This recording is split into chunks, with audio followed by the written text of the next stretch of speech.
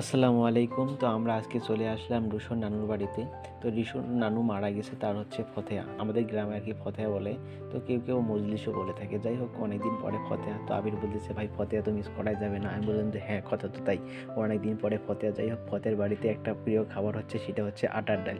তো আমরা সবাই আর কি চলে আসলাম, আমাদের পুরা গ্যাং। তো দেখেই বুঝতে পারছেন যে আমরা চলে আসছি। যাই হোক, এখন খাওয়া দাওয়ার পালা।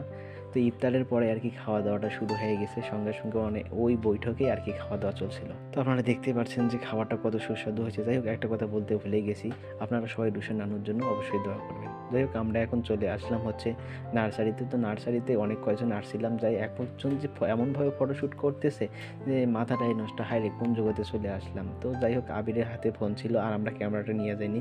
ভিডিও করার সময় আর কি ছ্যাক খাচ্ছিল। আমরা যাই হোক, আবিরের হাতে ফোন ছিল, ফোন দিয়ে ভিডিও করতেছিল, কিন্তু ও ভাবছিল যে হচ্ছে ওর হাতে ক্যামেরাই আছে, কারণ আমরা ক্যামেরা দিয়ে যখন ভিডিও করি, তো গোপ্রো ক্যামেরা আমরা লাফালাফি করেই ভিডিও করি। যাই হোক, ভিডিওতে ছ্যাক খায় না। কিন্তু পরবর্তীতে যখন ভিডিও করা শেষ, বাড়িতে আসলাম, আসার পরে যখন পিসিতে ওঠানোর পরে যখন দেখতেছিলাম যে ভিডিওগুলো অনেক ঝাঁকি হয়ে গেছে, তো আবির বলতেছে, ভাই আমার একটু মনে ছিল না যে এটা আমার হাতে ফোন ছিল। তাই হোক, ভিডিওটা এরকমই হয়েছে। আর এই ভিডিও, আর আপনারা অনেকেই বলে থাকেন যে ভাই এই নার্সারিটা কোথায়, ভাই এটা পদ্মপুকুর জনিতপুরের নার্সারি। যাই হোক, আপনাদের যদি ভিডিওটা ভালো লাগে অবশ্যই আমার চ্যানেলটা সাবস্ক্রাইব করবেন, লাইক কমেন্ট শেয়ার করবেন, আর আমার ফেসবুক পেজটি ফলো দিবেন। আল্লাহ হাফিজ, আসসালামু আলাইকুম রহমতুল্লাহ।